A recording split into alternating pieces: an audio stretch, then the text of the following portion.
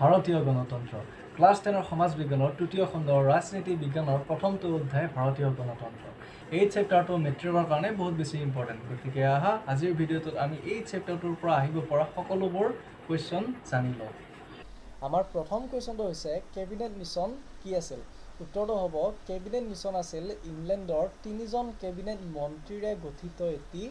গোট সেকেন্ড কুৱেশ্যনটো হৈছে সংবিধান সভাৰ প্ৰথমখন বৈঠক কেতিয়া বহিছিল উত্তৰটো হ'ব 1946 চনৰ 9 ডিচেম্বৰ তাৰিখে 3 নম্বৰ কুৱেশ্যন 1945 চনৰ জুলাই মাহত অনুষ্ঠিত হোৱা সাধাৰণ নিৰ্বাচনত কোনটো দল জয়ী হৈছিল উত্তৰটো হ'ব তোমালোকৰ সাধাৰণ শ্ৰমিক দল নেক্সট কুৱেশ্যনটো হৈছে কেবিনেট মিছনৰ তৎপৰতাত কি গঠিত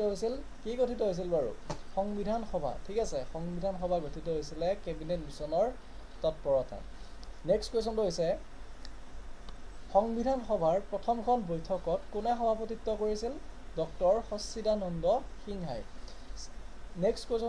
কুৱেশ্যনটো হৈছে সংবিধান প্ৰস্তুত কৰাৰ সন্দৰ্ভত সংবিধান সভাৰ বৈঠক কিমানখন বহিছিল মুঠ 11খন বৈঠক বহিছিল নেক্সট কুৱেশ্যনটো হৈছে সংবিধান সভাই খচৰা কমিটি কেতিয়া গঠন কৰিছিল 1947 চনৰ 29 আগষ্টত গঠন কৰিছিল নেক্সট কুৱেশ্যনটো চাবা খচৰা কমিটিৰ অধ্যক্ষ কোন আছিল বাৰু doctor BR. Ambedkar next question সংবিধানৰ খচৰাখন ডক্টৰ ৰাজেন্দ্ৰ প্ৰসাদৰ ওচৰত কেতিয়া দাখিল কৰা হয় উত্তৰটো হ'ব 1946 চনৰ 26 নৱেম্বৰত নেক্সট কুৱেশ্যন চাবা কুৱেশ্যন নম্বৰ 10 নতুন সংবিধানখন কেতিয়া বলবৎ কৰা হৈছিল 1950 চনৰ 26 জানুৱাৰী তাৰিখে নেক্সট কুৱেশ্যন চাবা প্ৰস্তাৱনা কি বাৰু প্ৰস্তাৱনা হৈছে সংবিধানৰ পাতনি ঠিক আছে সংবিধানৰ পাতনি হৈছে প্ৰস্তাৱনা নেক্সট কুৱেশ্যন চাবা সাৰ্বভৌমত্ব কি বাৰু সাৰ্বভৌমত্ব মানে বেলেগ একো নহয় এখন ৰাষ্ট্ৰৰ ম্যাক্সিমাম ক্ষমতা ঠিক আছে মানে সৰ্বোচ্চ ক্ষমতাই হৈছে সাৰ্বভৌমত্ব নেক্সট কুৱেশ্যন চাবা ফেডাৰেশ্যন শব্দটো ক'ৰ পৰা লোৱা হৈছে লেটিন শব্দ ফিডাছৰ পৰা লোৱা হৈছে তাৰপিছত চাবা ফিডাছৰ প্ৰকৃত অৰ্থ কি বাৰু চুক্তি বা সন্ধি তাৰপিছত চাবা যুক্তৰাষ্ট্ৰ কাক বোলে যুক্তৰাষ্ট্ৰ হৈছে পাৰস্পৰিক সন্ধি অথবা চুক্তিৰ দ্বাৰা সন্মিলিত হোৱা কিছুমান ৰাজ্যৰ গোট অথবা সমষ্টি ঠিক আছে নেক্সট কুৱেশ্যনটো চাবা যুক্তৰাষ্ট্ৰীয় পদ্ধতিৰ চৰকাৰ প্ৰথম ক'ত প্ৰৱৰ্তন হৈছিলে আমেৰিকা যুক্তৰাষ্ট্ৰ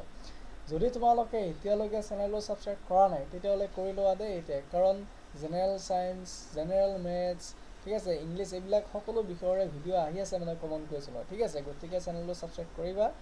ভিডিঅ'টো লাইক কৰিবাই লগতে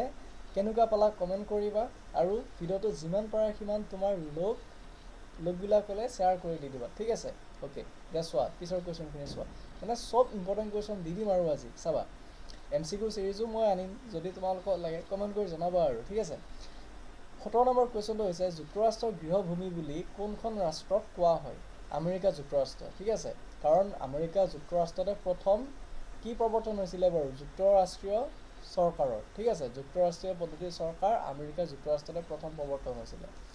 নেক্সট কুৱেশ্যন চাবা ভাৰতবৰ্ষত যুক্তৰাষ্ট্ৰীয় ব্যৱস্থা প্ৰৱৰ্তনৰ ক্ষেত্ৰত কোনখন দেশক অনুকৰণ কৰিছিল কানাডা যুক্তৰাষ্ট্ৰ সংবিধানত চাবা চৰকাৰীয়া আয়োগ কেতিয়া গঠিত হৈছিলে 1983 চনত ভাৰতবৰ্ষৰ সংসদত কেইখন সদন আছে দুখন সদন আছে ঠিক আছে মনত ৰাখিবলৈ দুখন সদন আছে তাৰপিছত চাবা 1947 চনৰ 15 আগষ্টৰ পৰা 1950 চনৰ 26 জানুৱাৰীলৈকে ভাৰতবৰ্ষৰ শাসন ব্যৱস্থা কোনখন আইন মতে চলিছিল যিখন আইন 1935 চনৰ ভাৰত চৰকাৰ আইন মতে ঠিক আছে সেই আইনখন হৈছে 1935 চনৰ ভাৰত চৰকাৰ আইন নেক্সট কুৱেশ্যন চাবা সংবিধানৰ প্ৰস্তাৱনাত আমি ভাৰতীয় জনসাধাৰণে বুলি উল্লেখ কৰি সংবিধান প্ৰণেতাসকলে কি বুলি স্পষ্ট কৰিছে তোমালোকৰ যে সংবিধান প্ৰণেতাসকলে স্পষ্ট কৰিছে যে সংবিধানখনৰ ৰচক ভাৰতীয় জনগণ ঠিক আছে সংবিধানখনৰ ৰচক কোন বাৰু ভাৰতীয় জনগণ সংবিধানখন ভাৰতীয় জনগণৰ আৰু ভাৰতীয় জনগণেই সংবিধানৰ আঁৰত থকা বৃহৎ শক্তি এনেদৰে স্পষ্ট কৰিছে যিসকল সংবিধানৰ প্ৰণেতা ঠিক আছে তেখেতসকলে কি কৈছে এনেকৈ কৈছে আৰু যে সংবিধানৰ ৰচক হৈছে ভাৰতীয় জনগণ আৰু সংবিধানখন হৈছে ভাৰতীয় জনগণৰ লগতে ভাৰতীয় জনগণেই হৈছে সংবিধানৰ আঁৰত থকা বৃহৎ শক্তি ঠিক আছে মেইন পাৱাৰটো কোন বাৰু আমাৰ জনগণ ঠিক আছে নেক্সট কুৱেশ্যন চাবা 23 নম্বৰ কুৱেশ্যন সংবিধানৰ কিমান নম্বৰ সংশোধনী মতে সমাজবাদী শব্দটো প্ৰস্তাৱনাত সংযোজন কৰা হৈছে 42 নম্বৰ সংশোধনী আইনৰ জৰিয়তে ভাৰতবৰ্ষক কিয় এখন গণৰাজ্য বুলি কোৱা হয় চাবা উত্তৰটো চাবা ভাৰতবৰ্ষ এখন গণৰাজ্য কাৰণ দেশৰ ৰাষ্ট্ৰপ্ৰধানজন মানে ৰাষ্ট্ৰপতি জনসাধাৰণৰ দ্বাৰা নিৰ্বাচিত ব্যক্তি হ'ব ঠিক আছে নেক্সট কুৱেশ্যন চাবা ধৰ্মনিৰপেক্ষ ঠিক আছে ধৰ্মনিৰপেক্ষ শব্দটো সংবিধানৰ কিমান নম্বৰ সংশোধনী মতে প্ৰস্তাৱনাত সন্নিৱিষ্ট কৰা হৈছে 42 নং সংশোধনী মতে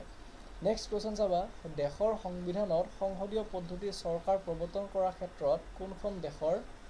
সংবিধান বিশেষভাৱে অনুসৰণ কৰা হৈছিল ইংলেণ্ডৰ সংবিধান ঠিক আছে আজি বাৰু ইমানে থাকক মানে তোমালোকৰ 26টা কুৱেশ্যন মই দিলোৱে ভেৰি শৰ্ট আৰু শৰ্ট টাইপৰ কুৱেশ্যন বাকি এমসিকিউ খিনি আৰু লং কুৱেশ্যন খিনি তোমালোকৰ লাগে নে নালাগে কমেন্ট কৰি জনাবা যদি তোমালোকে ভিডিঅ'বিলাক চোৱা বা বিচাৰা যদি তোমালোকৰ লাগে তেনেহলে মই তোমালোকক এনে ধৰণে সাজেষ্ট কৰি দি দিম আৰু কুৱেশ্যন খিনি ঠিক আছে